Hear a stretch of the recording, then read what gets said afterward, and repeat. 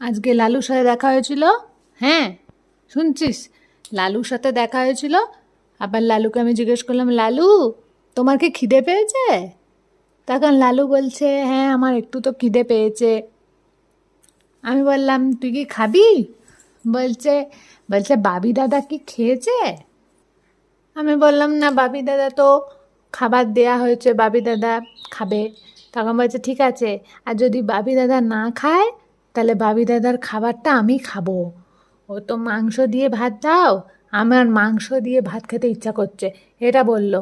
আমি বললাম, ঠিক আছে লালু, তাহলে বাবি যদি না খায় তাহলে বাবির ভাতটা তোমাকে দিয়ে দেবো। ঠিক আছে, তাহলে তুই খাবি তো খা, নাহলে বাবিকে দিয়ে ইয়েকে দিয়ে দিচ্ছি, লালুকে দিয়ে দিচ্ছি। হ্যাঁ, লালু কিন্তু ভীষণ ভালোবাসে মাংস দিয়ে ভাত। বাবি না খেলে লালুকে দিয়ে দেব। ওই দেখো খাচ্ছে।